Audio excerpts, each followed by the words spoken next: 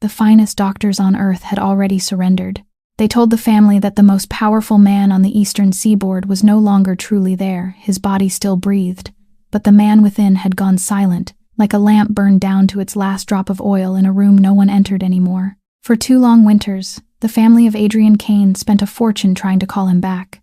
They summoned renowned neurologists from across the ocean, names that ordinary people knew only from textbooks. They tried every method medicine dared to imagine,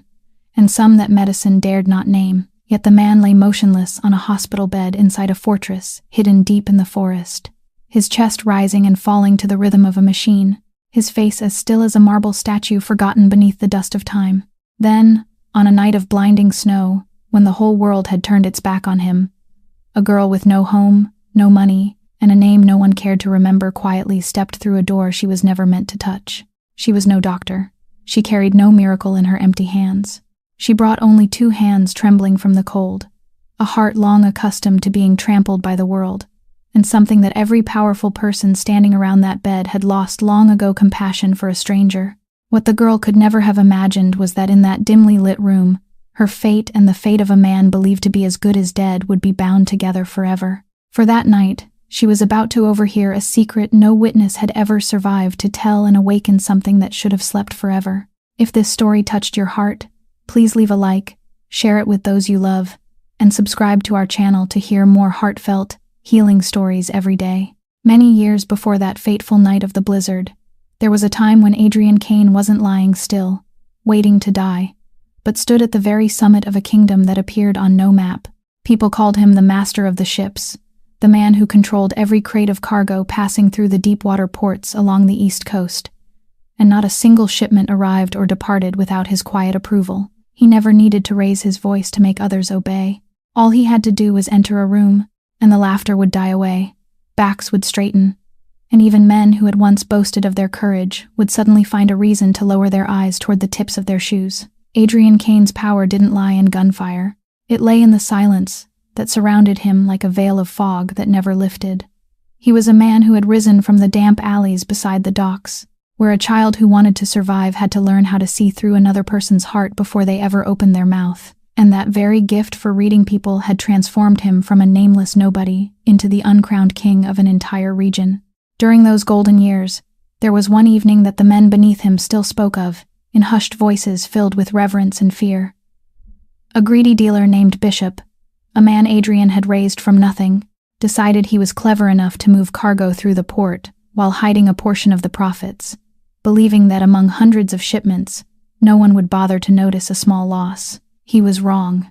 and that mistake became a lesson no one in the Empire ever dared forget. Adrian didn't send men to break down Bishop's door in the middle of the night, nor did he deliver a single threat. He merely invited Bishop to dinner in an old warehouse overlooking the black waters of the harbor, where dim yellow light fell across the solemn faces of the men standing along the walls. Bishop entered with a strained smile, while Adrian sat there in complete composure, slowly turning a glass of wine in his hand without ever bringing it to his lips, his gaze so calm that it sent a chill through the man across from him. He didn't ask whether Bishop had stolen from him, because he'd known the truth before Bishop had even finished imagining the betrayal. He simply placed a thin file on the table and said, in a deep, measured voice that made everyone listening hold their breath,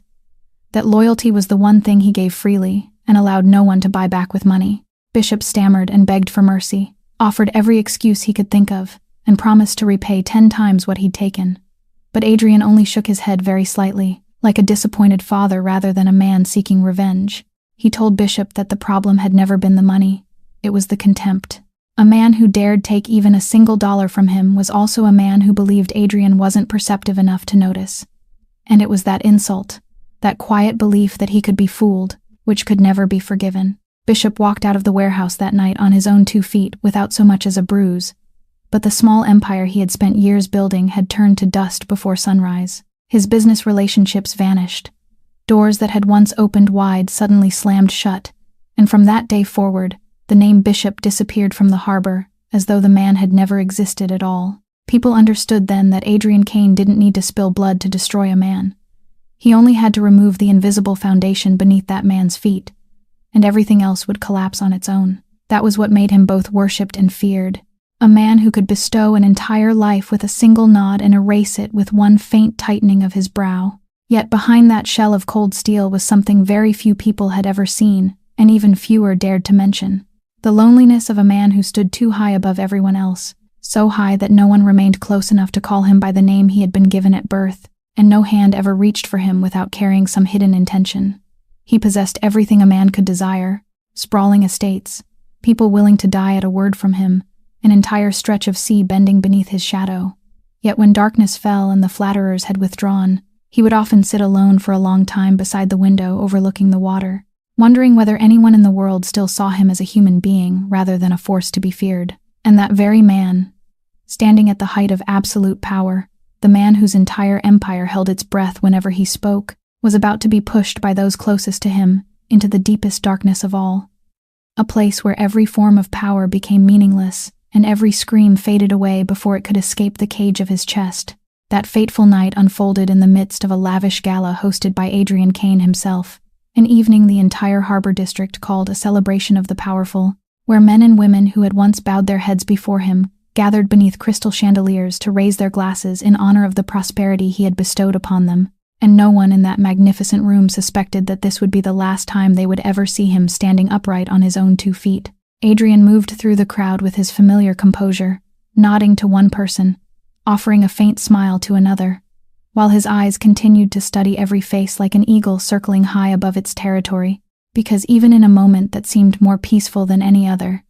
the instincts of a man who had survived countless schemes wouldn't allow him to lower his guard. Someone brought him a glass of wine, like the hundreds of glasses he had accepted throughout his life from people eager to win his favor, and he took it out of habit, raising it to his lips amid the graceful music and the hollow laughter echoing from every corner of the room. Only a few moments later, something began to change inside the body of the most powerful man on the East Coast, a strange sensation slipping through every vein, causing the brilliant room before his eyes to sway and blur like a painting lowered into water, while familiar faces twisted into lifeless shadows, and the sounds of the celebration stretched into a distant, droning murmur rising from the bottom of a deep well. He tried to remain standing, the hand that had once made so many people tremble now gripping the edge of a table, but the legs that had carried him through countless battles betrayed him, turning weak, as though every trace of strength had been drained away by some invisible hand. And in the final instant before he fell, the only thing Adrian managed to recognize was the gaze of someone in the crowd watching him in silence. A gaze that held no panic, no concern, but a terrifying calm, the gaze of someone who had been waiting for this moment for a very long time. Then he collapsed onto the marble floor as glasses shattered and horrified screams erupted throughout the room. The body of the man everyone had believed untouchable, lying motionless beneath the dazzling lights, and the empire he had spent an entire lifetime building began to fracture from that very second. Though none of them yet understood it. 2 long, merciless winters had passed since that accursed night, and the Deepwater harbor that had once bowed before a single name had become a kingdom without a king, where those who had once lived with lowered eyes now began to hold their heads high. Old alliances crumbled, vows of loyalty became objects of ridicule, and within the enormous void of power Adrian had left behind, hungry wolves began tearing one another apart for every remaining fragment of a dying empire. Amid that quiet and spreading chaos, one man advanced step by step and took hold of the reins. Someone no one had expected, because for many years he had remained hidden in the shadows behind Adrian, wearing the humble face of a devoted and loyal servant. His name was Silas Vaughn, Adrian's most trusted right hand, the man Adrian had once lifted from the mud and given both his confidence and his authority. The man who had stood beside him through countless triumphs and hardships with a modest smile and a respectful bow. Now Silas was the one seated in the chair of power, ruling the empire in the name of the master who lay helpless, soothing rebels with honeyed words and crushing threats, with a hand that grew harsher by the day, wrapping himself in the image of a faithful steward, preserving the estate for its rightful owner, while with each passing day he tightened his grip around every thread of power. The more perceptive people in the region began whispering that it was strange for a man so healthy and cautious to collapse without warning, and that it seemed far too convenient that the person who benefited most from the tragedy was the one who had always stood closest to him. But those whispers never dared rise into open accusation, because in that land, the first person to disappear was often the one who spoke the truth that shouldn't be spoken. And so the man who had once shaken an entire stretch of sea continued to lie there, hidden from the world inside a fortress deep in the forest. While the name Adrian Kane slowly receded into the past like a fading legend, no one believed he would ever return, and no one imagined that fate had quietly begun preparing an escape for him from the one place no one could possibly have foreseen. What no one in this world knew, not even the most brilliant doctors who had finally admitted defeat, not even the men fighting over his empire, was that Adrian Kane had never truly gone away. He had remained there through 2 endless winters, imprisoned inside his own body like a captive, locked within a windowless dungeon, with no door and no way out. A prison more terrible than any mankind had ever built, because the man trapped inside it was still fully conscious, still able to hear, still able to think, still able to feel every passing moment crawl by with the slowness of torture, yet unable to lift a single finger or make even the faintest sound to let the outside world know that he was still alive. The man who had once needed only to raise an eyebrow to make an entire room hold its breath now lay so helpless that he couldn't brush away a speck of dust resting on his eyelid, and within the endless darkness of his own mind, he screamed. He roared with soul-tearing cries rising from the deepest part of his being, commanding his arm to move, his lips to open, his chest to force out a single sound. But his body remained still as stone, betraying the iron will that had once carried him to the very summit of power. And every hopeless attempt felt like smashing his head against a thick, invisible wall of stone, until he sank back into a despair even deeper than before. He heard everything. That was the cruelest punishment fate had given him. He heard the footsteps of people entering and leaving the room, heard voices discussing him as though he were already a corpse waiting to be buried, heard the false expressions of pity and the impatient sighs of those who wanted nothing more than for him to finally close his eyes forever so they could divide what remained without interference. There were nights that seemed to have no end, when the entire fortress sank into silence, and he lay there listening to the beating of his own heart, wondering whether this was the hell so many men he had ruined had once prayed he would be forced to endure, a hell where the most powerful man alive had been stripped of even the most basic right possessed by any living creature, the right to cry out for help. More bitter than anything was the moment he slowly began to understand the truth about the people standing around his bed. In the sweet voice of Silas Vaughn, he heard a coldness that only a man who had spent a lifetime reading thousands of human hearts could recognize. With every visit, Adrian sensed not the concern of a loyal subordinate, but the secret satisfaction of a man harvesting the rewards of his own crime day after day, and that realization tormented him more deeply than any physical pain, because it forced him to lie there in silence while the man he had once lifted up, the man he had trusted like his own blood, calmly climbed onto the throne that still carried the warmth of Adrian's presence, while Adrian could do nothing to stop him. There had been countless times when he wanted to surrender, when he wanted the darkness to swallow him once and for all, when he wanted to stop hearing, stop thinking, stop enduring the horror of being buried alive inside his own body. But something within Adrian Kane refused to let him give up, the hardened part of him that had once raised a nameless child from the docks into a legend, the part that kept whispering that as long as his heart continued to beat, the battle wasn't over, and he clung to that fragile thought like a drowning man clinging to the last piece of wood in a limitless sea.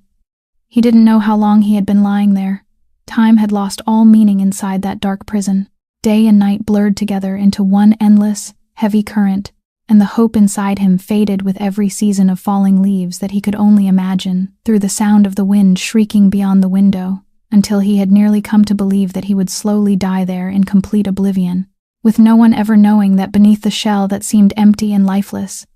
a soul was still writhing, still waiting. Then, on a freezing night while a blizzard howled outside, he suddenly heard a completely unfamiliar sound entering the forbidden room, a sound he hadn't heard during either of those 2 winters.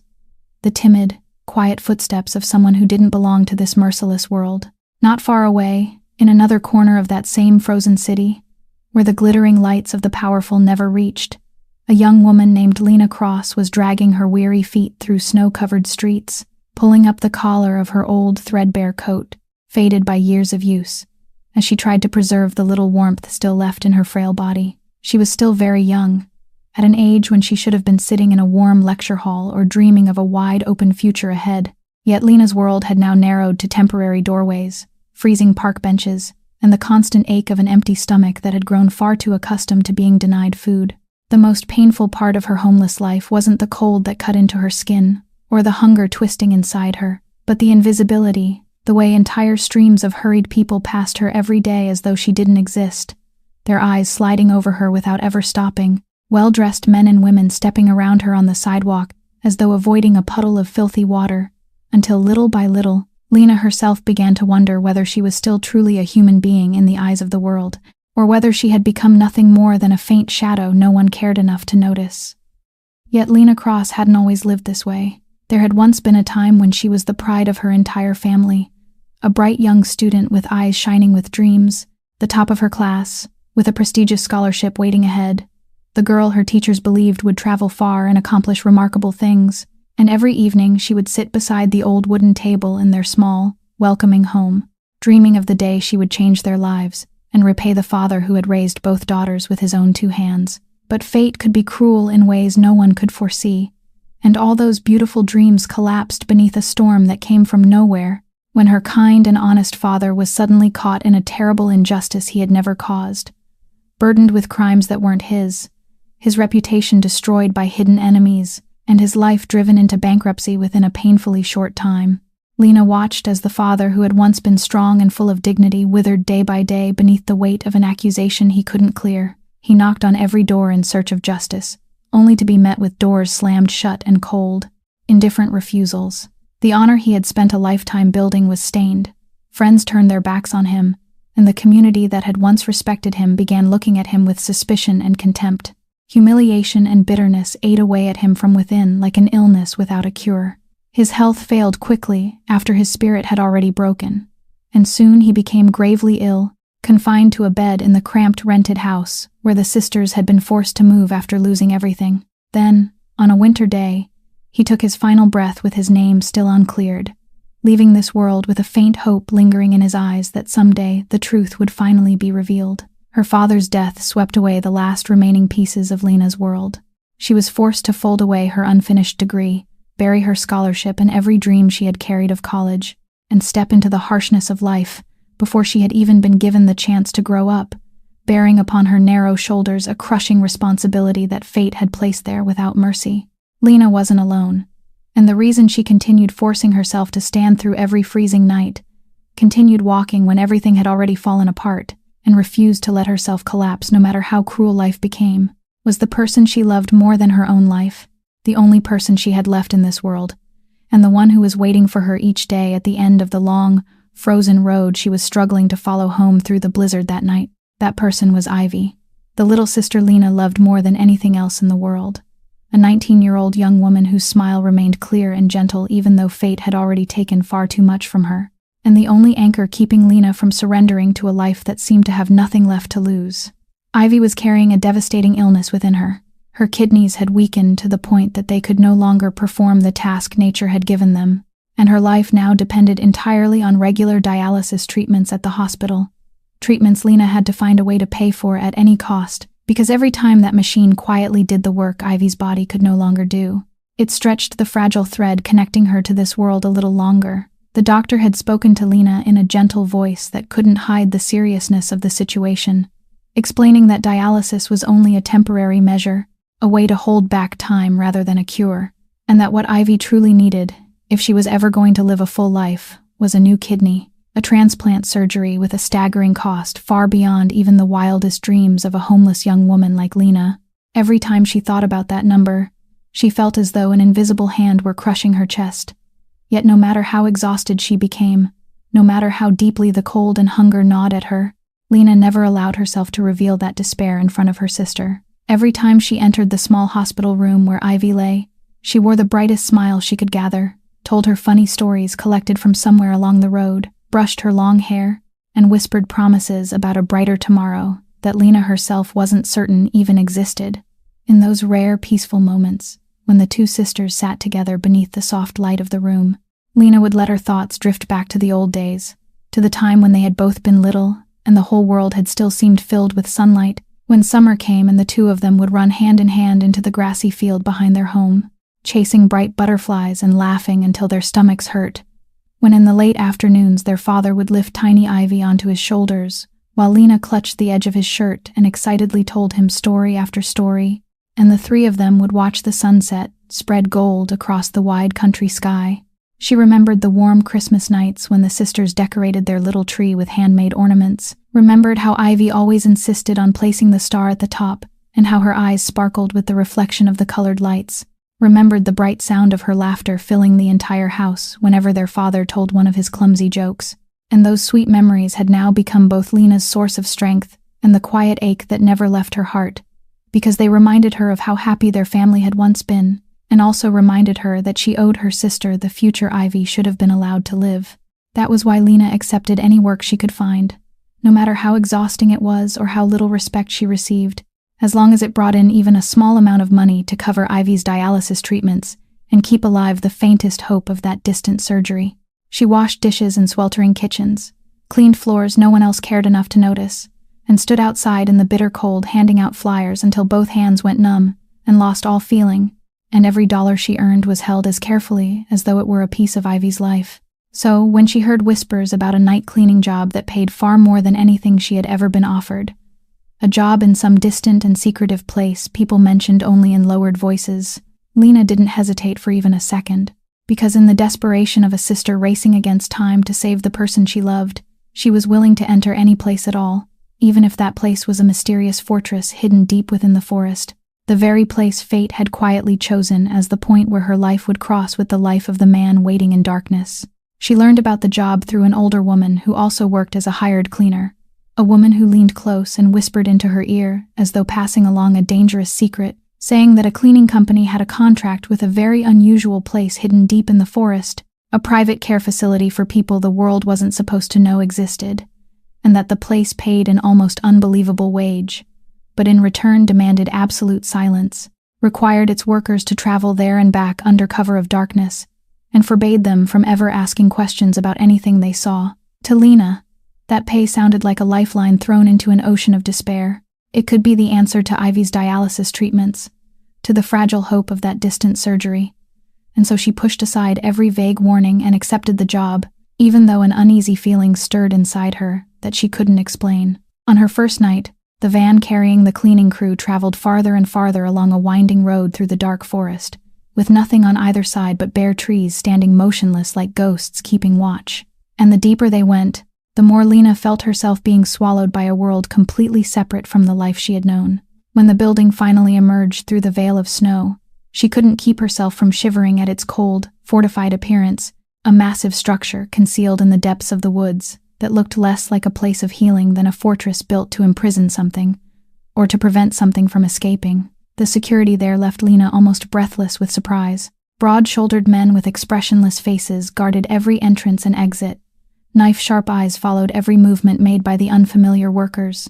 Heavy doors opened only after several layers of inspection, and an oppressive tension hung over everything, as though a single step in the wrong direction could cost someone their life. The cleaning crew was given their instructions in short, firm commands. They were to clean only the areas assigned to them, never wander into forbidden corridors, never open doors they had no authority to touch, and above all, remain silent as shadows, complete their work, and leave quietly, as though they had never been there. While bending over her work and cleaning the long, gleaming hallways beneath the harsh lights, Lena caught a brief glimpse of a man she assumed was in charge of the place. A tall, slender doctor with carefully combed silver hair and thin glasses that caught the light, a man the others addressed as Voss in voices that carried both respect and unease. He moved through the corridors, with the bearing of someone who held every life in that place in his hands, his eyes behind the glasses passing over the cleaning crew with careless indifference, as though they were nothing more than lifeless objects. And when that cold gaze happened to sweep across Lena, a chill ran down her spine, a nameless instinct warning her that behind the doctor's calm and polished manner, something was deeply wrong. But she quickly lowered her head and returned to her work, reminding herself that she was there to earn money to save her sister, not to pry into the secrets of powerful people, and that in a place where curiosity could carry a terrible price, the only way to survive was to become invisible, something she had already learned far too well. Night after night, Lena quietly carried out her duties within the silent walls of the fortress, gradually becoming familiar with its passageways, its strict rules, and the mystery that seemed to cling to every corner. But she had no idea that her own footsteps were drawing her closer to a door shaped by fate, a room buried in the deepest and most guarded part of the building. a place no cleaner had ever been allowed to enter, where a man had been waiting in darkness through 2 endless winters, and where her life was about to turn in a direction she could never have imagined. Throughout the long, silent nights that passed within the fortress hidden deep in the forest, Lena gradually became aware of one particular area that drew her in with a strange and inexplicable pull, a secluded corridor leading to the room buried deepest within the building, the room the guards had always warned her to avoid. Yet one night, when the blizzard had wrapped the entire place in silence, and the men stationed at the doors had grown less watchful than usual, chance led her inside to clean in place of an absent coworker, and for the first time, she found herself standing before the man who lay motionless on a bed in the center of the dimly lit room. She didn't know who he was, and she didn't know why a human being had been hidden away in a place that seemed to stand at the very edge of the world. She saw only a face so still that it stirred an ache in her heart. A man lying there alone among machines that hummed softly and steadily, abandoned by the world like something no one needed anymore. And in that moment, Lena's heart, hardened by years of suffering, suddenly softened beneath a caring heart she couldn't resist. She began speaking to him quietly, almost without realizing it, at first offering only a hesitant greeting whenever she entered to clean. But little by little, she came to understand that he was the only person in this vast world who listened to her without turning away, without frowning in irritation, without hurrying off before she had finished. And that simple truth opened a door inside her that she had kept tightly closed for a very long time. Night after night, when her work was done, Lena lingered beside his bed a little longer, and she talked. She told him about Ivy, about the clear brightness in her sister's eyes whenever she smiled, about the constant fear that one day the dialysis machine would no longer be strong enough to keep her tethered to life. She told him about her dead father and the injustice he had carried with him to the grave, about the unfinished dreams she had buried, about the cold of homeless nights, and about the moments when exhaustion became so overwhelming that she wanted nothing more than to sink to the ground and surrender. On some nights, when she reached the most painful parts of her story, tears simply rolled down her cheeks, and she couldn't stop them. She sat beside him in the faint light and wept as she had never allowed herself to weep before, crying for every burden she had carried alone in silence for so long. And strangely, beside this unknown man who seemed unable to hear or feel, she discovered an unfamiliar peace, the freedom to be herself, to be weak, to release everything without fearing judgment or rejection. Sometimes she took his cold hand in hers and gave it a gentle squeeze, whispering words of encouragement as though he could hear her, telling him about the small and beautiful things she noticed along the way. A snowflake resting on the shoulder of her coat, a tiny bird trembling beneath an awning while taking shelter from the rain, an old man smiling in gratitude when she stepped aside to let him pass,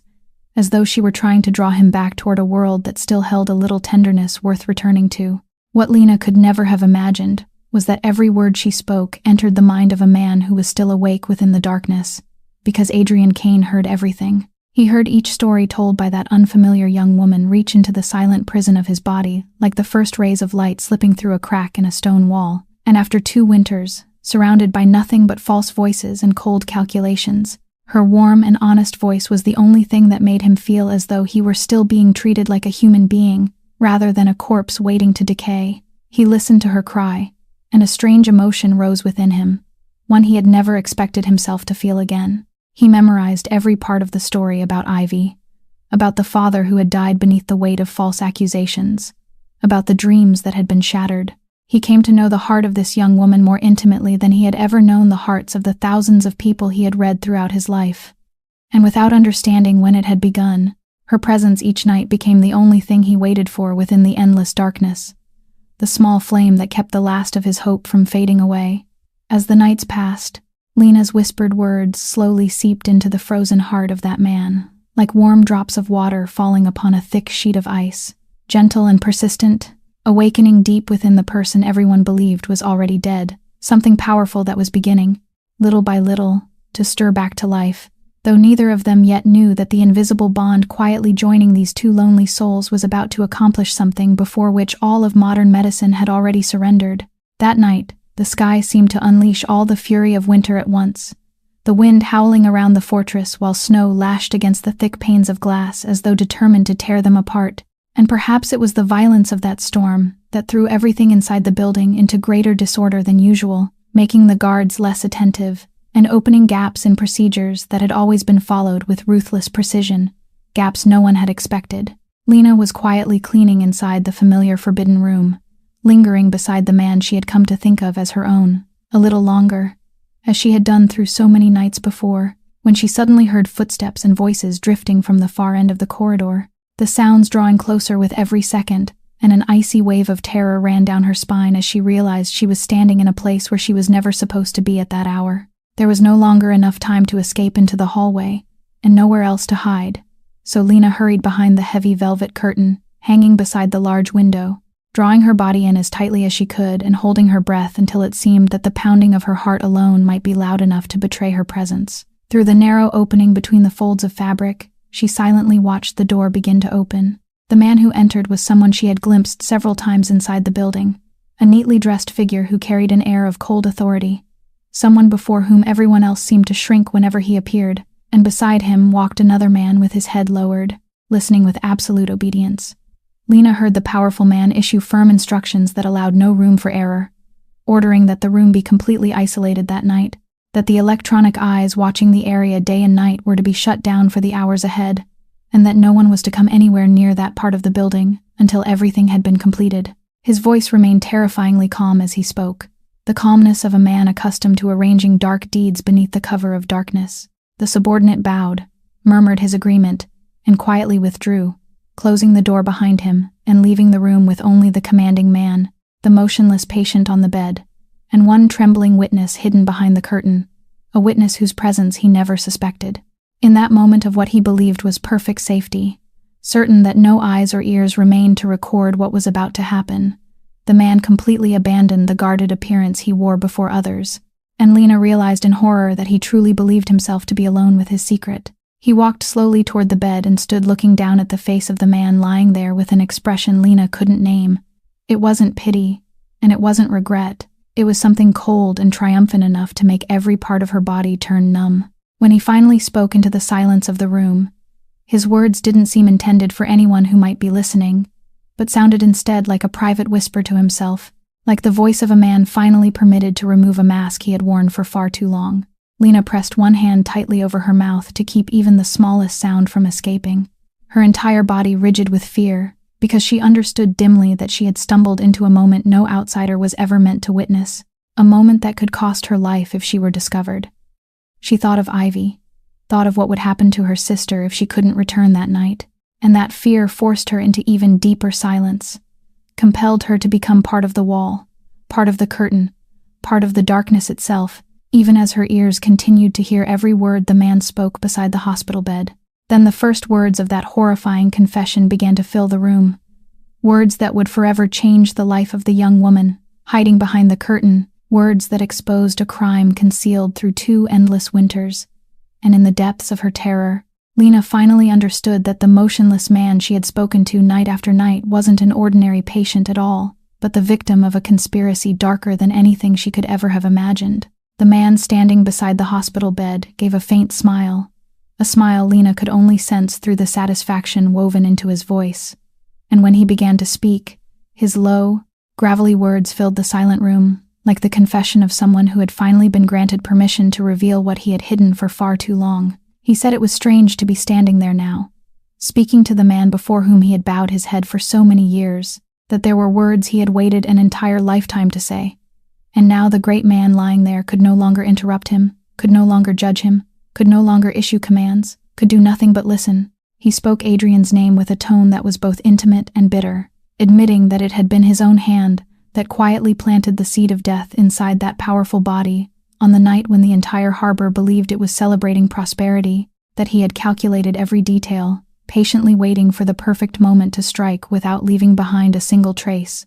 and that he had succeeded beyond even his own expectations, reducing the once untouchable man to a state neither truly alive nor truly dead through the long freeze that had passed. His voice took on a sour edge as he recalled the years behind them. He said that all that time, he had stood in the shadows behind Adrian, bowing like a loyal and devoted servant, swallowing countless insults and contemptuous glances, treated as a useful instrument but never regarded as an equal human being, reminded again and again of who he was and where he came from, as though his beginnings in the mud were a stain that could never be washed away. He said Adrian had been wrong to believe gratitude could chain a man forever,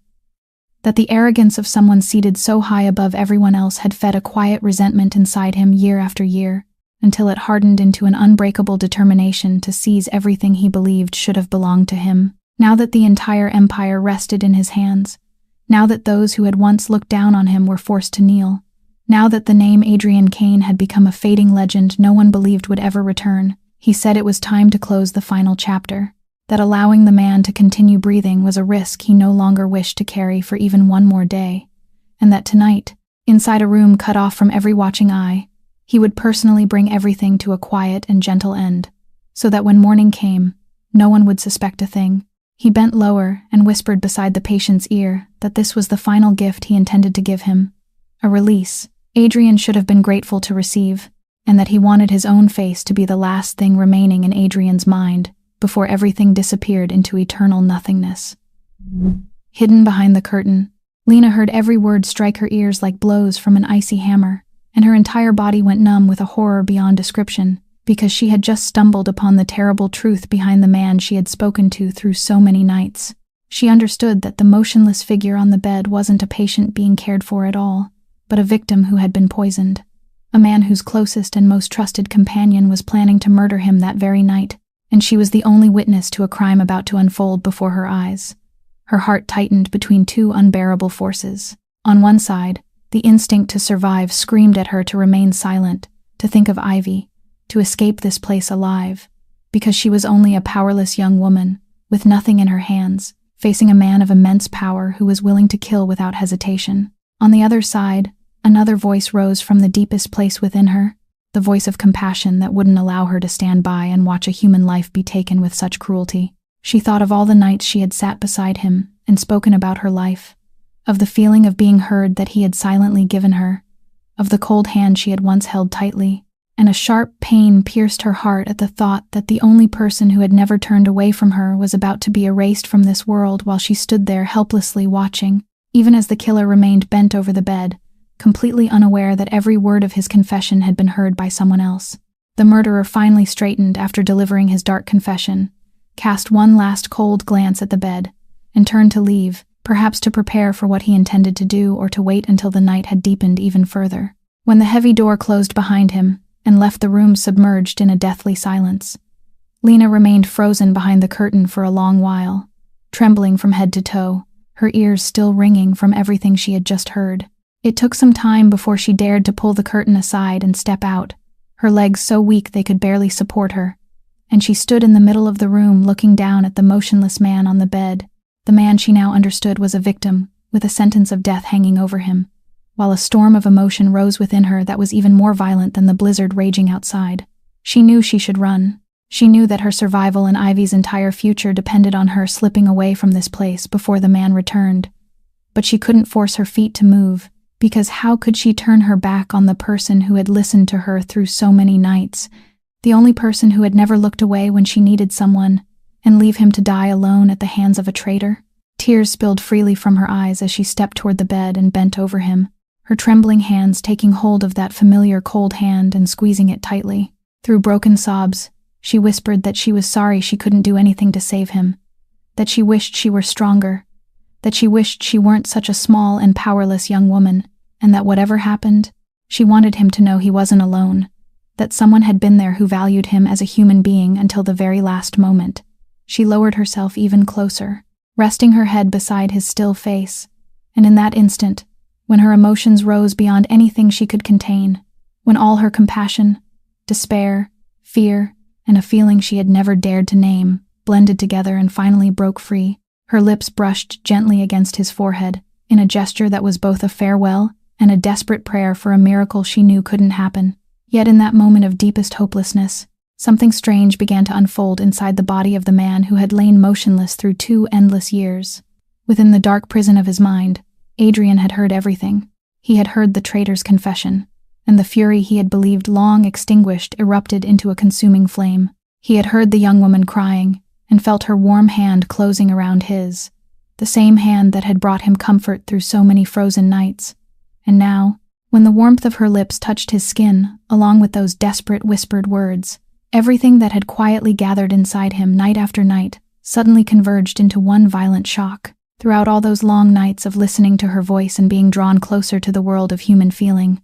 the nerves that had seemed severed within him had slowly begun to warm and awaken again without anyone knowing. Like a cold machine being restored by one tiny spark after another, and the emotional shock and overwhelming rage of that night became the final spark that reignited a current everyone believed had gone dark forever. Adrian gathered every measure of the iron will that had carried him through all the battles of his life and poured it into one single effort, the same effort he had failed to make thousands of times over the course of 2 winters. He commanded his body to respond. He commanded life to return.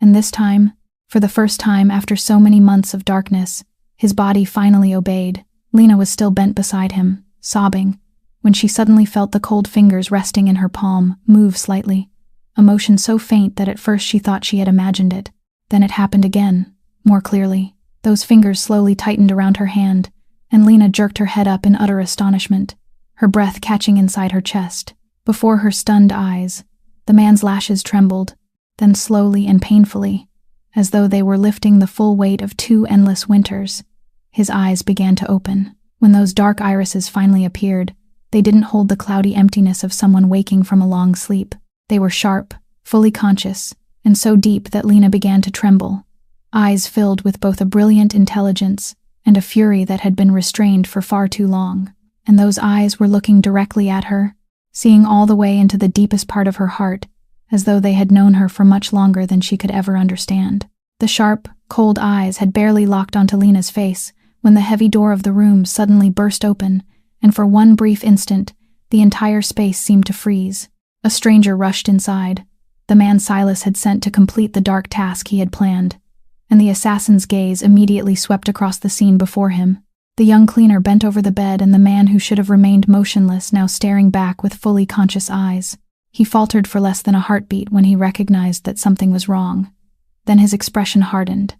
because there were no longer 1 but 2 witnesses who had to be silenced forever. Lena screamed in terror and instinctively threw herself over Adrian, spreading her slender arms in front of the helpless man on the bed as though her frail body could stop what was about to happen. And the fear in her eyes was no longer for herself, but had become a fierce determination to protect the man she had just brought back to life with the whole of her heart. The assassin stepped forward, and at that same breathless moment, a second figure appeared in the doorway with the speed of a whirlwind. It was Marco,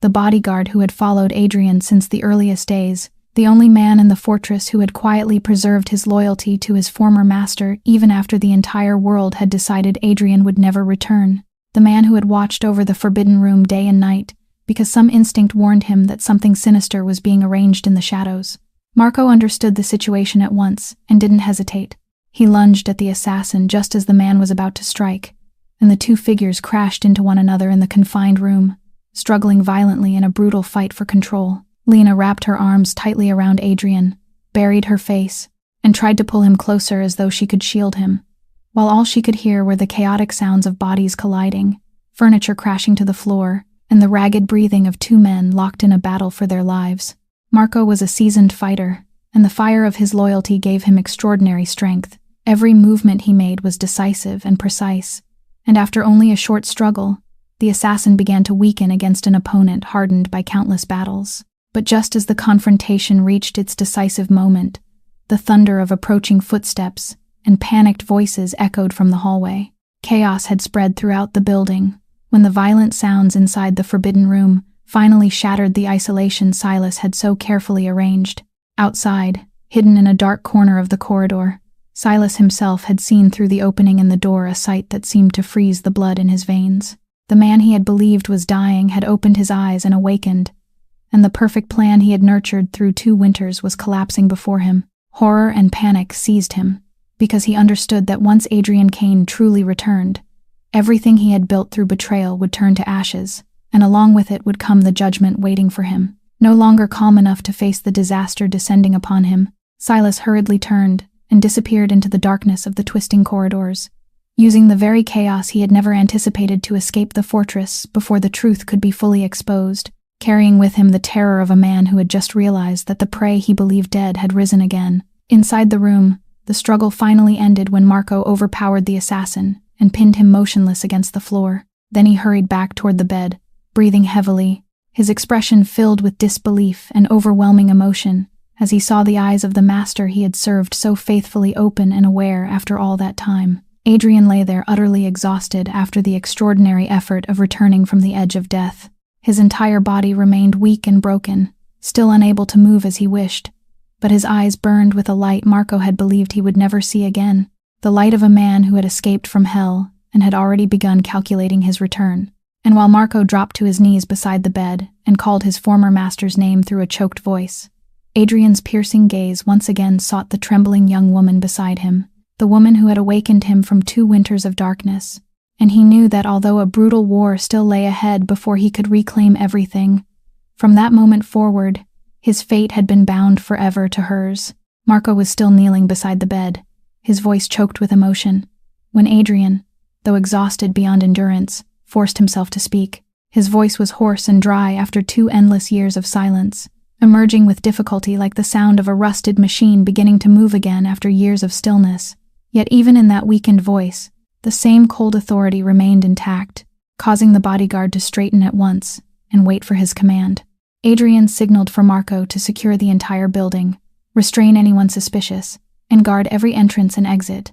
But his sharp gaze never left the young woman trembling beside the bed, the woman with calloused hands and a face streaked with tears, the woman whose voice he had listened to night after night through all those dark months without ever once seeing her. Now that he could finally open his eyes and place a face upon the warm voice that had saved his soul in that frozen world, Adrian realized that she was far smaller and more fragile than he had imagined, and yet this seemingly delicate young woman had accomplished what an entire team of the most brilliant medical minds had failed to do, and she had also thrown herself between him and death without a thought for her own life. Lena stood there with her limbs still trembling from everything she had endured, and when she met his gaze, she suddenly felt afraid in an entirely different way, because the man lying before her was no longer the silent patient to whom she had whispered her heart each night,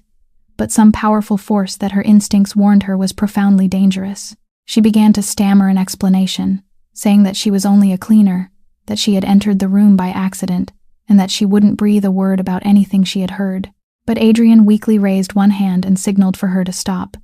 And what astonished Lena was the way the cold, commanding man's expression softened as he looked at her. Those steel-sharp eyes briefly revealed a tenderness he might not have shown anyone in a very long time,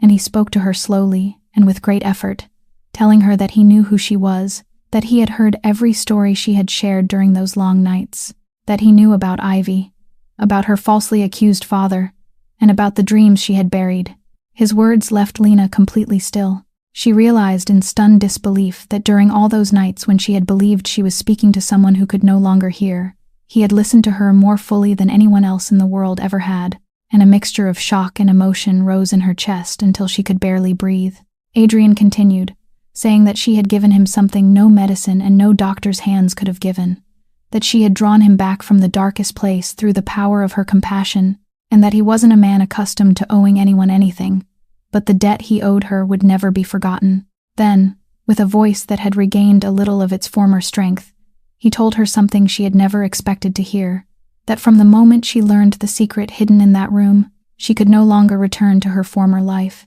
because the traitor and the forces behind him would never allow a living witness to remain free,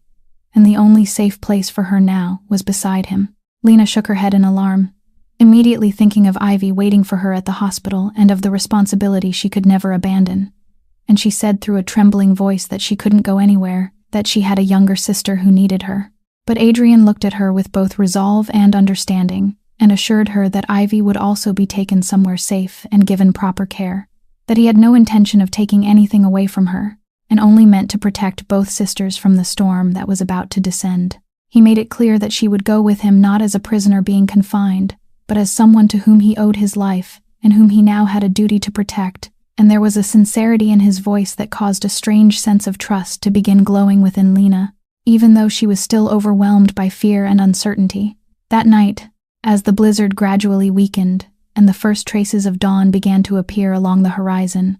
Marco and the men who remained loyal escorted Adrian out of the fortress that had imprisoned him through months of silence, and Lena walked beside his stretcher, turning back for one final look at the dark place that had changed her life forever. Her heart was crowded with countless emotions as she understood that she was stepping into a world more unfamiliar and dangerous than anything she had ever known. A world in which her fate would from that moment forward remain forever bound to the powerful man lying silently beside her. In the first days after leaving the fortress hidden deep within the forest, Adrian Kane was taken to a secret refuge known only to men whose loyalty was absolute. Men like Marco, and while his body slowly began to recover after 2 winters of lying motionless, the sharp mind that had once carried him to the highest summit of power also began to awaken again, with all its former coldness and calculation. He knew very well that he had escaped death by the narrowest margin, but he also understood that the true danger still waited ahead, because the traitor who had fled remained somewhere outside with an entire network of men spread throughout the empire. And most dangerous of all, Adrian still couldn't know for certain which of those who had once bowed before him remained loyal, and which had sold that loyalty in exchange for advantage beneath the rule of the man who had taken his place. For that reason, rather than announcing his return too soon and alerting the entire pack of wolves, forcing them into reckless action, Adrian made a decision so cold and daring that even Marco was left stunned when he heard it. In the eyes of the outside world, Adrian Kane would remain a man trapped in a fading coma, a name slowly dying upon a sickbed. The truth that he had awakened had to be guarded like a secret upon which life itself depended, because only while his enemies still believed he had been removed from the battlefield would they continue moving carelessly, and only while hidden in darkness could he observe them in silence, follow every thread of the web of betrayal, and expose everyone who had taken part in the crime, rather than capture Silas alone while allowing his accomplices time to disappear. Adrian explained to Marco that a wise wolf never leaves the brush merely because it has seen one piece of prey, but waits patiently until the whole pack reveals itself.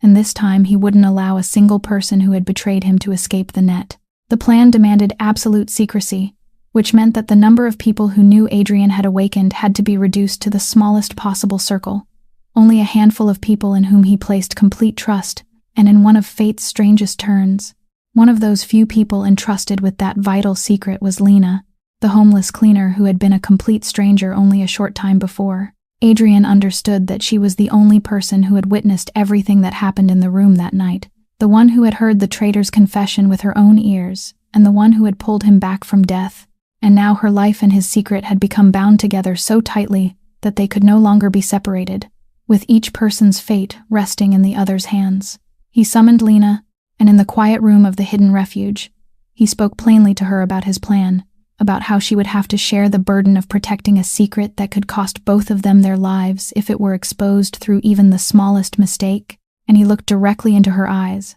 as though measuring whether this fragile young woman possessed the courage to stand beside him in such a dangerous game. Lena listened in confusion and fear. She understood that she was being drawn deeper and deeper into a world of danger to which she had never belonged. But when she thought of how this man had promised to protect Ivy, and remembered all the nights when he had listened to her in silence, without judgment, she nodded and agreed. And within that nod were both fear and a trust she herself couldn't explain. From that moment forward, a strange bond formed between the most powerful man on the East Coast and the young woman the entire world had forgotten,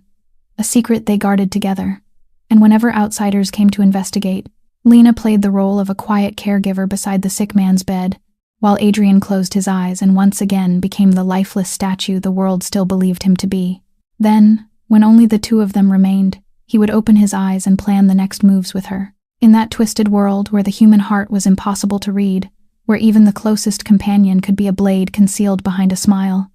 Adrian came to understand a truth that was both strange and bitter, that the only person in the world he could trust completely wasn't one of the many men who had sworn loyalty to him, nor any powerful ally, but a poor young woman who possessed nothing except a compassionate heart, and that realization not only brought warmth to a heart long hardened by life, but also began to reveal everything he had lost during an entire lifetime spent pursuing power. During her first days living in Adrian Kane's mansion, Lena felt like a small bird placed inside a magnificent cage that was still, in the end, a cage, a place so vast and quiet that it left her feeling completely out of place, where every footstep echoed through the long corridors and every closing door reminded her that she had been uprooted from the world she knew and set down in a realm that was entirely unfamiliar. She didn't dare touch anything, didn't dare sit on chairs that looked far too expensive, and whenever she saw her calloused hands and worn clothing reflected in the gleaming mirrors, she became even more painfully aware of the immense distance between her own place in life and the world of the man who had taken her in. At first, she remained guarded and wary, telling herself that no matter what Adrian said, she was still only a witness being kept close because he needed to control her, a piece in the game of a powerful man, and she prepared herself for the cold cruelty she believed she would have to endure from someone like him. Yet, as the days passed, what she saw slowly began to weaken that belief, because the man she had imagined possessed nothing but ice in his heart treated her with a respect she had never received from anyone in the old world that had always turned its back on her. Adrian never looked at her as though she were beneath him. He listened when she spoke, asked for her thoughts on even the smallest things. And once, when she accidentally revealed that she felt ashamed because she had nothing with which to repay him, he looked at her sternly and told her that he was the one who owed her, and that she never needed to feel inferior to anyone beneath his roof. Little by little, through long conversations after nightfall when the entire mansion sank into silence, Lena began to see the broken pieces of the man hidden behind that cold shell of steel. She saw the bottomless loneliness in his eyes whenever he thought no one was watching, saw the exhaustion of a man who had spent his entire life surrounded by suspicion and caution, never once allowed to relax enough to place complete trust in anyone. She came to understand that the cruelty the world whispered about was really the armor he had been forced to wear in order to survive in a place where kindness was considered a fatal weakness, and that beneath that armor, something deeply human still glimmered, something even he might have forgotten long ago. Adrian, for his part, also began to realize that the presence of this young woman was quietly changing something inside the sealed fortress of his heart. Her simple honesty, the way she was moved by small and ordinary things, the extraordinary strength hidden beneath her fragile appearance, all of it drew him toward her in a way he had never experienced with any of the glamorous women who had passed through his life. And in his eyes, whenever he looked at her, a gentle feeling had begun to grow, something a man like him had believed he had lost forever. But what truly moved Lena, what finally shattered the last wall of defense around her heart, was something she hadn't known until she discovered it by accident. Adrian had quietly arranged for Ivy to be transferred to the finest hospital, where she would be cared for by the best doctors, and from that moment on, her dialysis treatments would no longer be the unbearable burden pressing down upon Lena's shoulders. He had taken care of everything in silence, without telling her and without waiting for gratitude. When Lena learned the truth, she stood motionless for a long time, and then the tears began to flow, not from humiliation, as they had so many times before, but from an overwhelming emotion unlike anything she had ever felt, because for the first time, after years of struggling alone against fate, someone had stepped forward to carry with her the crushing responsibility she had believed she would bear by herself for the rest of her life. She went to find Adrian and tried to thank him, but her throat closed and no words would come, and he merely looked at her and slowly shook his head, as though telling her she didn't need to say anything, that some things were done not in the hope of repayment, but simply because they were the right thing to do. In that moment, between two people born into worlds separated by an immeasurable distance, an invisible bond quietly tightened, and both Lena and Adrian could feel that something fragile yet profound was beginning to grow between them, a feeling without a name but warm enough to drive away the cold that had clung to both their lives for so long. Even though neither of them yet dared to call it what it was, and both knew that another storm was still waiting ahead, the terrible news struck Silas Vaughn like an icy blade driven straight through the heart of the plans he had believed were flawless. Because after the chaos at the fortress, when he questioned the captured assassin and pieced together every fragment of what had happened, he slowly came to realize a truth that made the hair rise on the back of his neck. That inside the room that night, the room he had believed was completely sealed and beyond the sight of any witness, another pair of ears had heard every word he said. The thought tormented him without rest, because the confession he had allowed himself to speak in what he believed was a moment of perfect safety had now become a noose that could tighten around his throat at any time, and as long as that witness remained alive, everything he had seized through betrayal would continue hanging over the edge of ruin. He followed every clue, examined the list of people who had been inside the building that night, and it didn't take him long to narrow his search to the night cleaning crew, and from there to uncover the name of a young woman who had quietly disappeared immediately after that fateful night, a homeless young woman named Lena Cross. With the sharp instincts of a man accustomed to living in darkness, Silas immediately understood that this woman was the greatest threat to him, and he sent his most trusted men in every direction with one cold command: they were to find her at any cost and silence that dangerous mouth before it had the chance to speak. The hunt began in secrecy, but with relentless intensity. Silas's men traced their way to the hospital where Ivy had once received treatment, questioned people who had known Lena, searched the streets where she had wandered, and the net around the young woman they were hunting slowly began to tighten. Meanwhile, although Lena was living beneath Adrian's protection inside his mansion, there were still times when she had to leave that place of safety. And one afternoon, while quietly visiting Ivy at the hospital, the instinct for danger she had developed through years of surviving on the streets suddenly warned her that something was wrong. She noticed several unfamiliar faces lingering around the areas she passed through, eyes following her with far too much attention. Figures that seemed to remain at a careful distance behind her, no matter where she turned, and an icy fear began spreading through her body when she realized she was being followed. She tried to remain calm, quickening her pace through the hospital corridors, before slipping out into the crowded streets in the hope of losing the men behind her. But they refused to give up, and when she turned into a quiet alley in search of a shortcut, she realized too late that she had made a mistake. The dead end had become a trap, and the shadowy figures were slowly approaching, blocking the only way out. Lena's heart pounded wildly inside her chest as she backed toward the wall, her desperate eyes searching for an escape that didn't exist. And in that terrifying moment, she thought of Ivy, thought of Adrian, and wondered whether this was the end of her brief life filled with suffering, while the strangers continued closing in, the threat written clearly across their cold faces. But at the very moment when all hope seemed lost, when only a few steps remained between her and the men, a car suddenly raced forward and blocked the entrance to the alley, its brakes shrieking against the pavement, and Marco and several of Adrian's men leaped out with lightning speed, placing themselves directly between Lena and those pursuing her. Adrian, with the caution of an old and battle-hardened wolf, had never truly allowed her to be alone. He had secretly assigned men to follow and protect her whenever she left the mansion, preparing for exactly the dangerous situation now unfolding. A short but violent struggle erupted inside the narrow alley,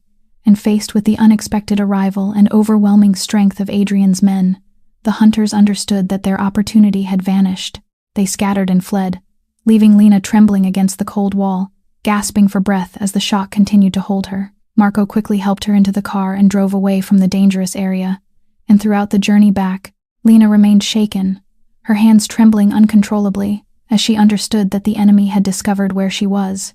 that Silas's dark shadow had now reached into her own life, and that as long as he remained free, neither she nor Ivy would ever know a moment of true peace. When the car returned her to the mansion, Adrian was already waiting, his face hardened by anger and concern, and when he saw that she had returned safely, even though she was still overwhelmed by fear, something both tender and fierce appeared in his usually ice-cold eyes, a silent vow that he would never again allow anyone to reach her,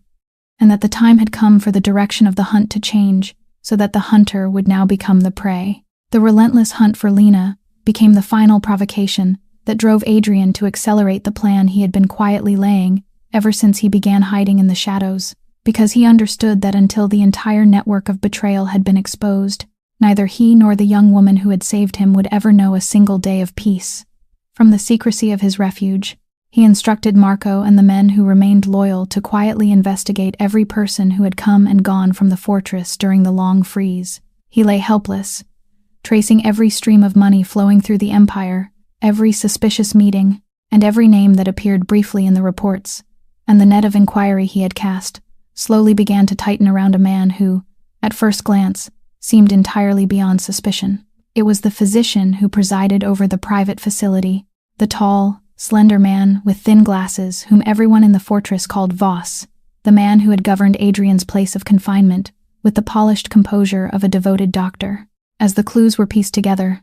a chilling picture gradually emerged, because it turned out that the doctor himself had been the crucial link that allowed the crime to remain concealed for so long. He was the one who had ensured Adrian remained trapped in his apparent coma without allowing any outside specialist to discover the truth. He was the one who had adjusted everything necessary to preserve Adrian's condition exactly as the traitors desired, and he was also the one who had arranged for the room to be isolated on the fateful night when Silas intended to finish the job. Adrian realized that Voss's cold professionalism was nothing more than the perfect mask worn by an inside conspirator who had sold his medical ethics, a venomous snake hidden in the heart of the fortress where no one had suspected him. And Adrian's anger erupted when he understood that this man had deliberately prolonged his suffering for the sake of filthy money. But when Marco followed Voss's trail and secretly took control of the doctor so that he could be questioned, an even more startling truth slowly came to light. A detail that overturned everything Adrian believed he understood about the conspiracy. From what they forced out of Voss, along with the suspicious flow of money he had received, every clue pointed toward the same conclusion. Silas Vaughn, the man Adrian had always believed to be the architect of the entire tragedy, wasn't truly the one at the head of the chain. The enormous sums used to buy Voss's cooperation, the sophisticated poison that left no trace and brought down a healthy man as powerful as Adrian, and the hidden network that had operated smoothly enough to keep him buried in darkness through 2 winters, all of it extended far beyond the means and reach of Silas alone, a man who might have been ambitious and consumed by resentment, but who was still, in the end, only a former right hand who had spent his life beneath another man's shadow. Behind him, hidden beneath layer after layer of deception, there had to be another hand, an unseen power with the influence and resources to quietly provide Silas with every tool required to commit the crime, turning him into the sharpened blade driven into Adrian's back, while the true mastermind remained beyond the light, safe and invisible. The realization left Adrian silent for a long time, because it meant his true enemy was far more dangerous and cunning than anything he had imagined. Someone patient enough to build an intricate trap across many seasons, calculating enough to direct an entire overthrow without ever revealing their identity. And most important of all, someone who understood Adrian to the bone, someone who knew every habit, every weakness, and every hidden corner of his empire well enough to strike with such precision. He began searching through every face from his past, every ancient grievance, every person who might have had reason to hate him, but the longer he thought, the more a vague uneasiness crept through him, because there was something in the way this hidden hand had struck that felt chillingly familiar, as though the person behind everything wasn't a stranger, but a ghost reaching toward him from his own past. He couldn't yet name that instinct or connect it to any particular face, but the senses of an old wolf, who had survived countless schemes, warned him that he was drawing closer to a truth more horrifying than anything else. A truth buried somewhere within the years he had tried so desperately to forget. And so, rather than immediately capturing Silas as his hunger for vengeance urged him to do, Adrian decided to continue patiently following the invisible thread toward the hidden figure, preserving the illusion that he remained a dead name in the eyes of the world, and moving one silent step at a time toward the darkness, waiting behind the curtain, unaware that at the end of that path, he would come face to face with the most painful part of the past he had buried at the very bottom of his heart. Amid the tense days when Adrian quietly followed the hidden shadow behind Silas, another fear continued gnawing at Lena's heart, because although Ivy was now receiving care under conditions better than anything Lena had ever dared to dream of, the bitter truth remained unchanged. Dialysis could only keep her alive one day at a time. It couldn't return to her the promise of a complete future. And what Ivy truly needed was still a new kidney, something that seemed so distant it bordered on hopelessness. The doctors carried out every possible test and reached a conclusion that caused Lena's already fragile hope to fade even further, because Ivy's body carried a rare genetic characteristic that made finding a compatible organ donor almost unimaginable. The chances were so small that even close blood relatives might not be a match, and among tens of thousands of people, perhaps only one might carry the same trait. Lena wept quietly through many nights when she thought about it. She felt as though fate kept tempting her with a ray of hope, only to tear it away with cruel hands. And she didn't know how much longer she could remain standing beneath the thought that after coming so far, she might still lose the sister she loved more than her own life. When Adrian learned of the hopeless situation, he quietly mobilized every resource at his command to search for a suitable donor for Ivy. He ordered his people to look everywhere, hoping that power and money might somehow create a miracle. But even his mighty empire was powerless against the harshness of nature, because that rare genetic trait wasn't something that could be purchased at any price. Then, just when every door seemed to have closed, the miracle came from a place no one had expected, from a man whom we had long remained quietly in the shadows, faithfully serving beside Adrian. Marco, the seasoned and reserved bodyguard who had saved both Adrian and Lena during their most dangerous hours, happened to overhear the doctors discussing the rare genetic characteristic and fell silent for a moment, because he recognized it as the very same trait he carried in his own body, something he had learned through medical testing years before and had never imagined would one day become so important. Without the slightest hesitation, the quiet man secretly went to the hospital and asked to undergo compatibility testing, And when the results confirmed that he was a suitable donor for Ivy, a coincidence so rare that it seemed possible only through the design of fate, Marco quietly made his decision without needing anyone to persuade or beg him. When Lena heard the news, she couldn't believe her ears. She went to Marco and asked why he was willing to do something so extraordinary for a young woman he didn't even know, for a strange family that had nothing with which to repay him, and the man who usually spoke so little merely gave a faint smile, a rare and gentle smile upon his weathered face, before answering that he had spent his entire life protecting human lives, but most often by taking the lives of others, and now fate had given him the opportunity, for the first time in his life, to save someone in the most beautiful way possible, to give away a part of his own body so that a young woman could continue living, and he had no reason to refuse. He added that he had witnessed the love Lena carried for her sister, had seen her sacrifice everything and never allow herself to fall, and a person like her deserved to have fate smile upon her, deserved the miracle she had prayed for through all those long years. His words made Lena burst into uncontrollable tears. She held tightly to the calloused hands of the man who had once been a stranger, her heart overflowing with a gratitude no words could ever express, because in the dark world of betrayal and hatred into which she had wandered, there were still noble hearts willing to give without demanding anything in return, ordinary people who became great in ways that could bring tears to anyone's eyes. On the day Ivy was taken into surgery, Lena sat outside waiting with a breathless fear tightening around her chest, and beside her, Adrian quietly held her hand like a steady anchor, while both of them looked toward the operating room doors, where two lives were being joined through one of the most beautiful acts of human compassion. When the doctor finally stepped out with a smile and announced that the surgery had been successful, that Ivy would live and would be given a new life, Lena collapsed into Adrian's arms and began to weep, and this time, her tears were no longer born of suffering or despair,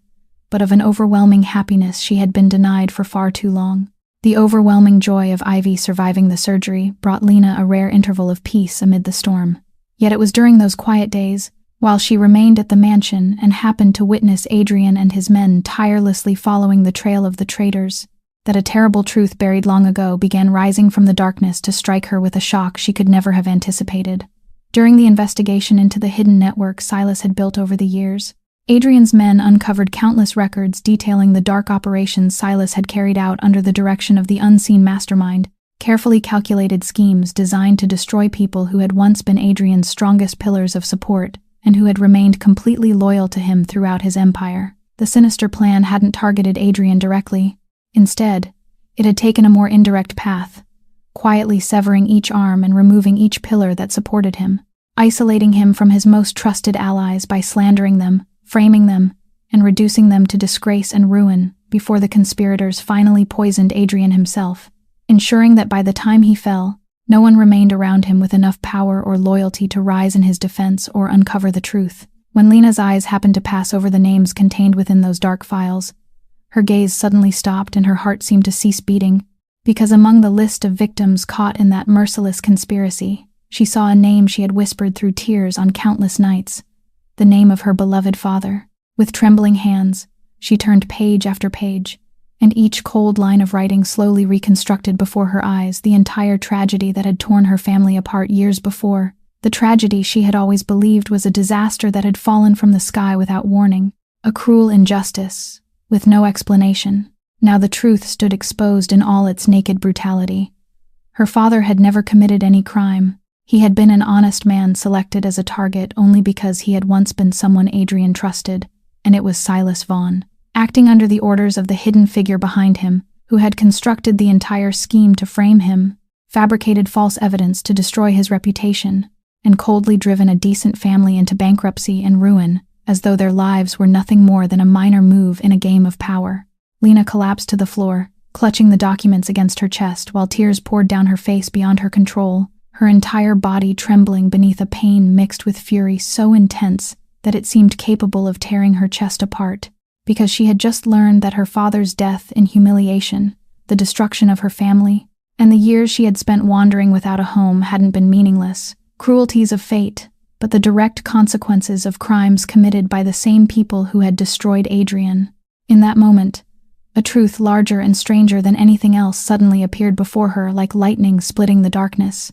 that her tragedy, and the tragedy of the man she had saved, which had seemed like two completely separate stories born from worlds immeasurably far apart, had actually been written by the same guilty hand, and both their lives had been wounded by the same enemy. What left her most deeply stunned was the realization that the fateful night she wandered into Adrian's forbidden room, the moment she bent over the unknown man and awakened him from the edge of death, and all the events that had appeared to be nothing more than chance, had carried within them an invisible thread of destiny quietly guiding everything, as though fate itself had arranged for two people wounded by the same enemy to be brought together so they could rise side by side and reclaim justice for everything they had lost. When Adrian entered and found her sitting in tears among the files, he immediately understood what she had discovered, and across his usually cold face passed a deep emotion and an unbearable sense of guilt, because he realized that her father had suffered disaster because he had once been loyal to Adrian, and that the young woman who had saved his life was also an indirect victim of the struggle for power Adrian had pursued throughout his own life. He slowly approached, knelt beside her, and for the first time since awakening, the powerful man gently wrapped his arms around her and drew her against his chest, allowing her to rest her head upon his shoulder and weep out the pain she had carried for so many years. Within that silent embrace, between two people who shared the same wound and the same enemy, a quiet vow of vengeance was sealed, an iron determination that they would go together to the very end, drag the hidden figure out of the darkness, and force him to pay for every life and every future he had mercilessly destroyed. The thread of fate Adrian had patiently followed through so many days finally led him to the destination he had both longed for and feared to reach, because when the final pieces of the picture fell into place, when the flow of money was traced all the way back to its source and every shadowed clue was brought into the light, the identity of the hidden figure behind everything slowly emerged, and it left a man like Adrian, who had faced countless dangers without ever flinching, utterly still with a shock too profound for words. The person who had secretly controlled Silas, the one who had supplied the money and the tools used to spread tragedy across both Adrian's life and Lena's, wasn't a distant rival from some old struggle for power, nor a newly risen enemy hungry to seize his empire, but a figure from the past whom Adrian had believed had been lying beneath the earth forever, someone he had mourned and buried with his own hands many years before. It was Celeste, his first wife, the woman he had once loved with everything that remained of a heart already hardened by life,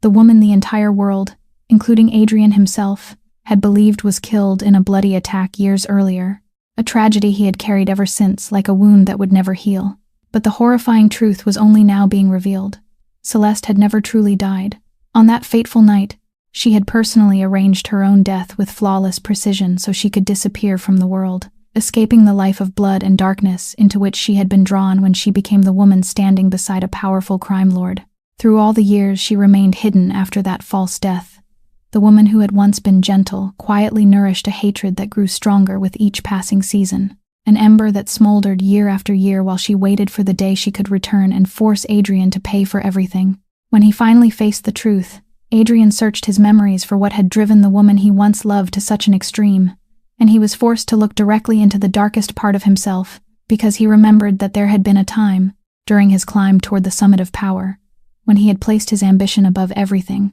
even above the happiness and the most sacred hopes of the woman who had sworn to walk beside him. For the sake of the empire and its calculations, he had coldly sacrificed the one thing Celeste loved and treasured more than her own life. A bargain he had convinced himself was necessary at the time, the price that had to be paid in order to reach power. But to Celeste, it had been the fatal blade that killed both love and trust inside her, turning the once gentle woman into a silent shadow carrying a pain she could never put into words. She had realized that the man she loved valued his empire more than he valued her,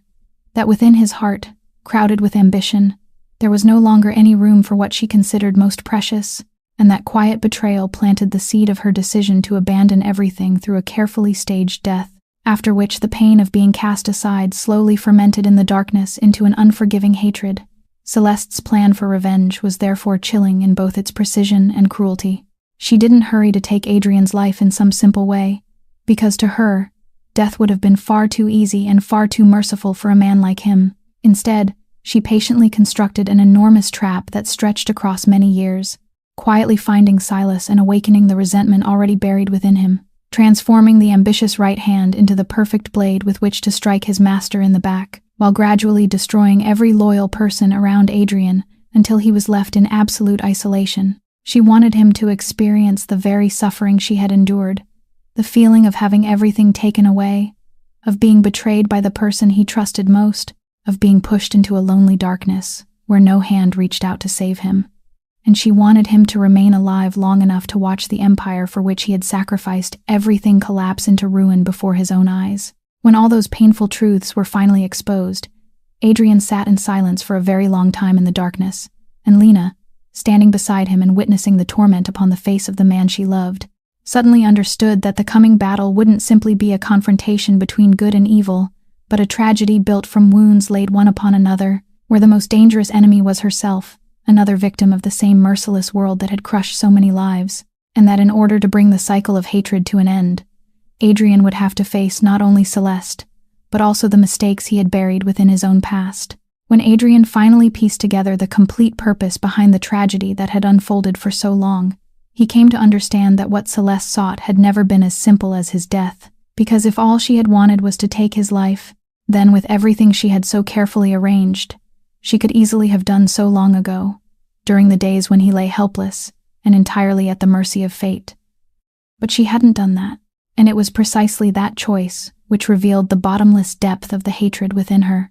because to Celeste, death would have been far too gentle a release, an act of mercy she would never grant the man who had driven her into darkness. What she truly desired was to force Adrian to live, to keep his eyes open while everything he treasured was taken from his hands, to experience the agony of watching the empire for which he had traded his very soul crumble into ash, to endure the deepest loneliness as those he trusted turned away one by one, and to understand in the marrow of his bones the pain of betrayal she had silently carried for so many years. That was the sentence Celeste had chosen for him, a punishment many times crueler than death, designed to return to him exactly what he had once sown. And when Adrian understood this, he couldn't help shuddering at the cold precision with which the woman he had once loved had transformed her suffering into a weapon of revenge, sharpened patiently through season after season. Yet what tormented Adrian most throughout those long nights of reflection wasn't Celeste's cruelty, but the bitter truth that he couldn't entirely deny the source from which her hatred had grown, because when he looked back upon himself with complete honesty, he was forced to admit that his own hand had planted the first seed of this tragedy. There had been a time when he believed power was everything, when he believed every sacrifice was justified if it carried him closer to the summit, when the people around him, including the woman he called his wife, were merely pieces that could be arranged or traded whenever necessity demanded it, and it was that cold and arrogant belief that had led him to treat the lives around him as though their value would always be less than his ambition. He had dismissed Celeste's love and sacrifices. He had dismissed the loyalty of those who served him until they became victims, and now everything he had once planted was returning to demand its price, like a law of consequence that never failed. Within that painful struggle of thought, Adrian gradually recognized an invisible thread joining people in his life who had once seemed entirely unconnected, because Celeste, Silas, and Lena, each in a different way, were fragments of the same mirror, reflecting a single lesson he had spent his whole life refusing to see. Silas had become a traitor because for years he had been treated like a tool, despised for the place from which he came, denied the right to be regarded as an equal human being, and that contempt had nourished the resentment within him until it transformed him into the blade driven into Adrian's back. Celeste had become a vengeful ghost because her love and everything she treasured most had been crushed beneath the weight of ambition, because she had been treated as something that could be sacrificed rather than as a person worthy of love and respect. And Lena, the young woman from the lowest edge of society, the woman the entire world had learned to ignore and pass by as though she didn't exist, had been the only person who treated Adrian as a genuine human being, even when he was nothing more than a silent body. And through the very compassion that the powerful people around him had lost, she had accomplished the miracle that money and influence could never buy. 3 people, 3 destinies, all reflecting the same truth, simple yet profound, a truth Adrian had paid an unbearable price to understand, that when we disregard the value of another human being, whether that person is a subordinate, a spouse, or a poor stranger, we plant seeds that may one day grow into disasters returning to destroy us. While when we honor the dignity of others, even in the deepest darkness, we may still find the light of salvation. That realization had come too late and brought Adrian immense pain, yet it also awakened him, and for the first time in his life, The powerful man who had once believed the whole world should kneel at his feet began to understand that true strength didn't lie in the ability to subdue others, but in knowing how to value the people fate placed beside him. And it was this costly lesson that would shape the way he faced everything waiting ahead. The final battle arrived on a night when the entire sky seemed to be holding its breath in anticipation. When Adrian, after so many days of patiently setting his trap in the darkness, finally decided to reveal himself and force every enemy to step into the light. But at that decisive moment, Celeste moved ahead of him with a cruel maneuver he hadn't foreseen. Understanding that the most effective weapon for breaking a man wasn't to strike at him directly, but to strike at what he treasured most, the woman, consumed by resentment, ordered her people to abduct Lena, taking the young woman from beneath protection that had seemed impenetrable and using her as a hostage to lure Adrian into her final trap. When Adrian learned that Lena had fallen into enemy hands, an icy terror he hadn't felt in a very long time seized his heart, because in that moment, he recognized a simple truth he had tried to deny for so long, that the impoverished young woman now mattered to him more than the empire he had spent his whole life building. Celeste had placed him in exactly the merciless position she desired, a brutal choice between power and love, between his empire and the life of the woman who had saved him, and she was certain that no matter which path he chose, she would win, because she had arranged for every road to lead him toward suffering. But she was wrong, because Adrian was no longer the arrogant man of years past who had placed ambition above everything. The costly lesson he had come to understand had changed him at the very root of his being, and without a single moment of hesitation, he was prepared to sacrifice his entire empire to bring Lena back. He rushed to the place Celeste had chosen, an abandoned warehouse beside the harbor where everything had begun, bringing with him not an entire army to display his strength, but only the determination to rescue the woman he loved. And there, inside that cold and shadowed place, all the people carrying wounds layered one upon another finally came face to face. Silas was also present at the height of that unbearable tension, but the man who had once been filled with ambition now appeared pitiful in his desperation and bitterness, because he had gradually discovered the brutal truth that throughout all the years, when he believed himself to be the mastermind controlling everything, he had actually been nothing more than a piece in Celeste's hands, a blade she had sharpened and used. And now that the game had reached its end, she was ready to discard him without the slightest mercy, the way someone throws away a tool that no longer has value. In his fury and shattered disillusionment, Silas gave a bitter laugh and told Adrian that it seemed both of them had been puppets controlled by that woman, that all his life he had longed to be recognized, to escape another man's shadow and become someone of worth, yet in the end, he was still nothing more than an object people used and then abandoned. In that moment, as Adrian looked into the desperate eyes of the man who had betrayed him, he saw reflected there the consequences of his own past failures, and he understood that the man before him was both a guilty criminal who deserved punishment and a pitiful victim of the cycle of contempt and degradation that Adrian himself had helped create. The confrontation quickly descended into chaos when Celeste's men rushed forward, and amid the violent struggle, Silas, standing on the line between betrayal and the final trace of conscience awakened by the very rejection he had just endured, experienced one fateful moment of hesitation. When Celeste ordered both Lena and Adrian killed so that everything could finally be brought to an end, Silas was the one who unexpectedly turned against her, perhaps because he no longer wanted to remain the instrument of one final crime, or perhaps because in the deepest depths of his collapse, he wanted to preserve the last fragment of his dignity, and that sudden act of resistance created the precious opening. Marco and Adrian's men needed to arrive in time. During the battle, Silas fell, meeting the tragic end of a man who had spent his whole life consumed by resentment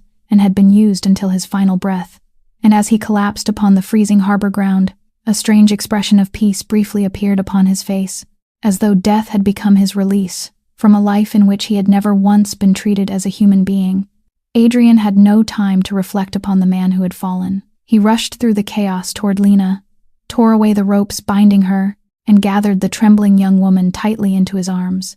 And inside the dark warehouse where the sounds of the dying battle still echoed, the two of them finally found their way back to one another, leaving Celeste alone in the shadows, watching the plan of vengeance she had spent so many years nurturing break apart piece by piece before her eyes. As the chaos of the battle slowly subsided and Celeste's men were completely subdued, the entire warehouse beside the harbor sank into a heavy silence. All that remained was the woman consumed by resentment,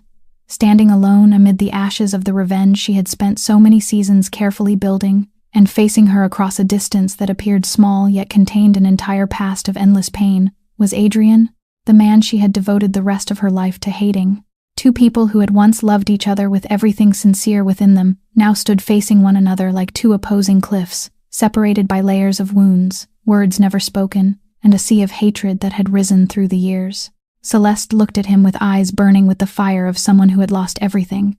waiting for him to answer her with the very cruelty she believed had always been the truest part of his nature. She had prepared herself for the ending she had imagined for so long, an ending in which Adrian would unleash his fury upon her and destroy her as coldly as he had once crushed everyone who dared oppose him, because somewhere deep inside, she almost longed for that outcome. She longed to die by his hand so their hatred could finally end in blood, and she would no longer have to carry the crushing weight of this pain for even one more day. But what Celeste expected never came, because the man standing before her was no longer the arrogant and merciless man of years gone by. Instead of the destructive rage she had anticipated, Adrian merely looked at her in silence, his eyes filled with bottomless sorrow and an understanding she had never imagined he could possess. He began to speak slowly, and there was no anger or accusation in his voice,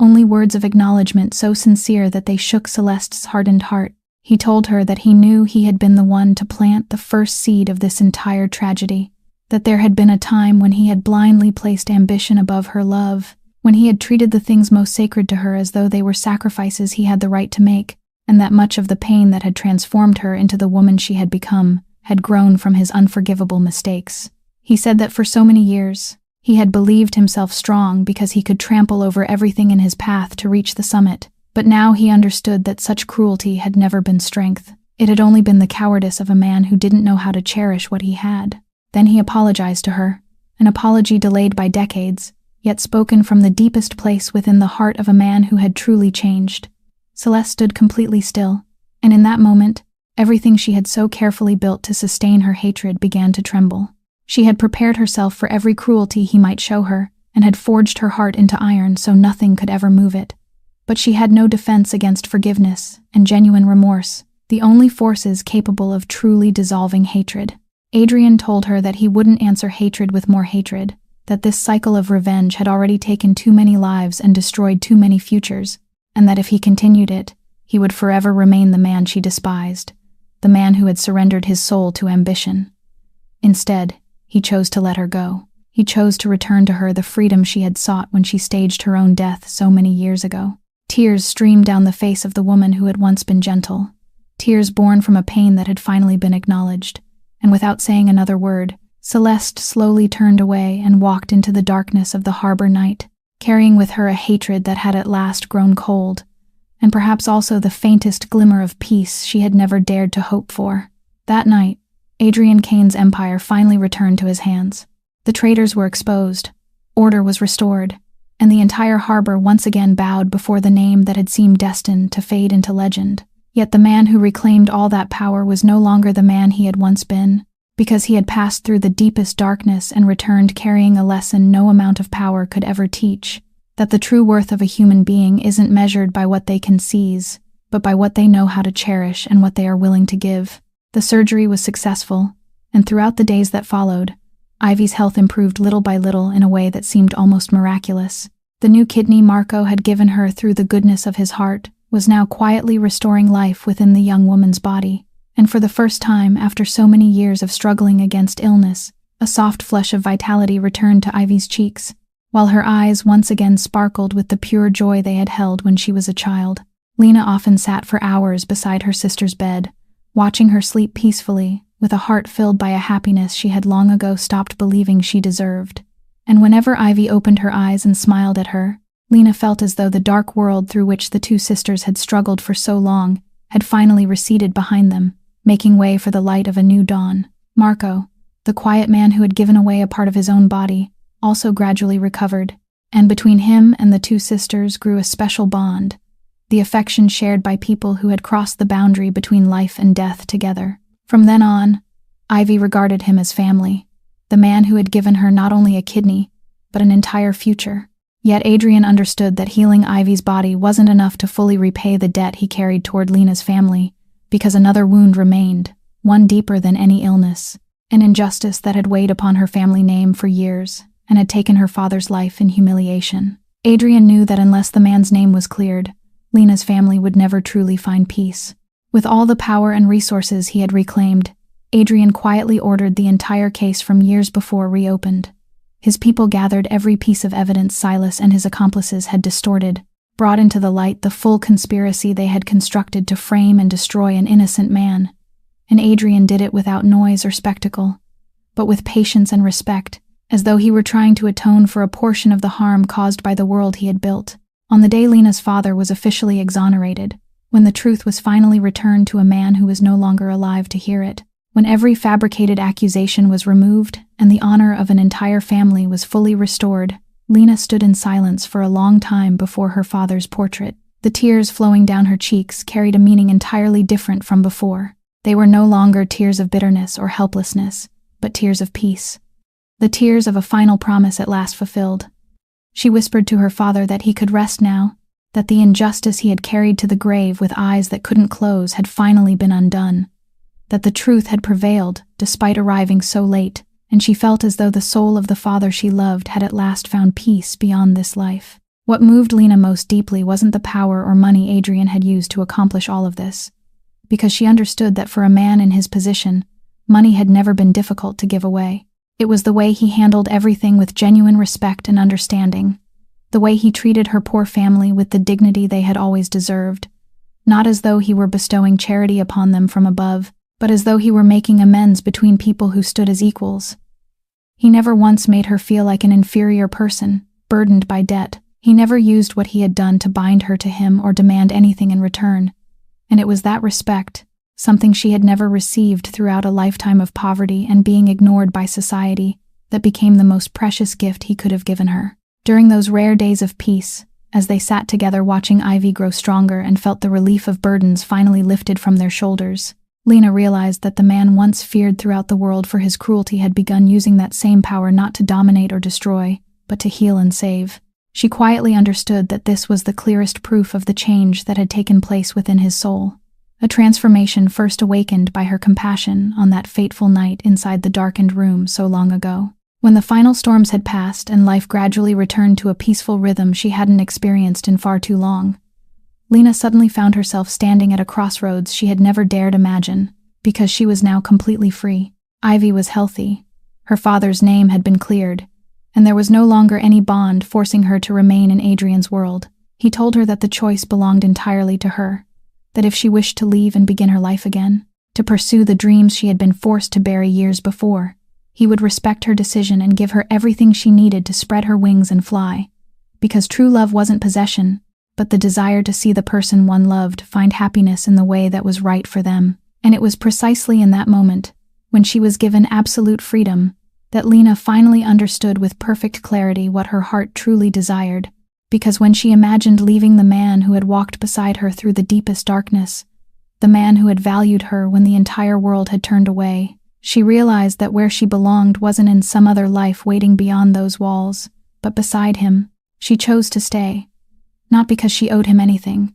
and not because she was bound by all they had endured, but because between two people, born into worlds separated by an immeasurable distance, a genuine love had grown, forged in the fire of suffering and trial, a love both of them understood could come only once in a lifetime. And so,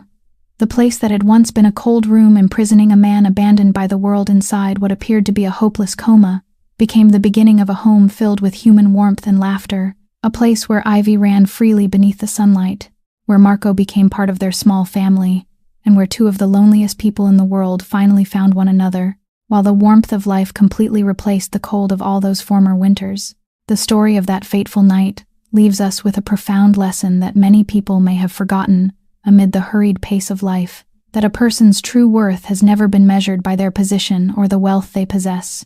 by their power or fame, but by the empathy and kindness they offer to those around them, even to the poorest and most forgotten stranger. The homeless young woman whom society once passed as though she didn't exist became the one person capable of creating a miracle that the money and power of an entire empire couldn't achieve, because she possessed the most precious treasure no amount of money could ever buy, a heart that knew how to feel human warmth.